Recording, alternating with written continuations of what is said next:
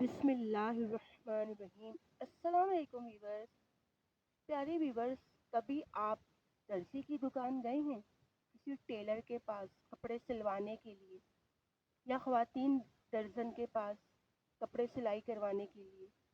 تو آپ نے دیکھا ہوگا کہ دو چیزیں بہت اہم ہوتی ہیں ان کے لیے، ایک سوئی، دوسری قینچی۔ سوئی چاہے ہاتھ والی ہو یا مشین کی ہو، یہ دونوں چیزیں بہت اہم ہوتی ہیں۔ قینچی مہنگی بھی ہوتی ہے، بھاری بھی ہوتی ہے، اس پر لوہا بھی زیادہ لگا ہوتا ہے، لیکن وہ یہیں کہیں پڑی ہوتی ہے، رول رہی ہوتی ہے۔ ایسے ایسے کپڑے ادھر ادھر کر کے ڈھونڈ لیتے ہیں، استعمال کر کے پھر ادھر ادھر رکھ دیتے ہیں۔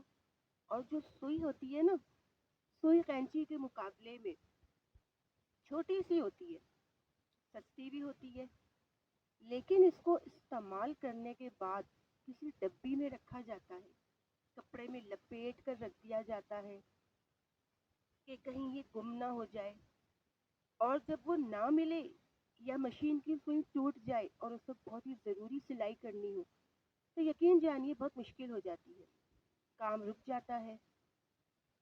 تو یہاں سے میں آپ کو ایک ایگزامپل دینا چاہتی ہوں کہ قینچی مہنگی ہے، مگر اس کا کام کاٹنے کا ہے، الگ کرنے کا ہے، جدا کر دینے کا ہے، ویسے ہی کہیں پڑی رہ جاتی ہے۔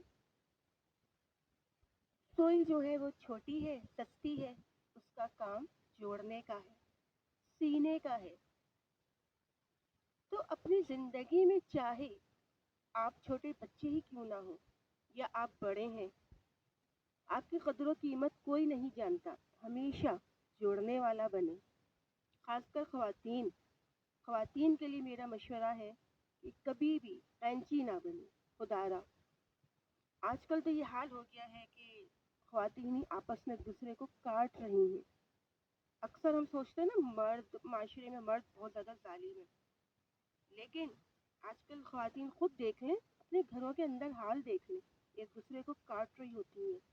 تو قینچی نہ بنے، کبھی بھی سوئی بنے، جوڑنے والی چیز بنے، اس لیے کہ جو جوڑنے والا ہوتا ہے نا، تو اسی کی عزت ہوتی ہے، اسی کی قدر ہوتی ہے۔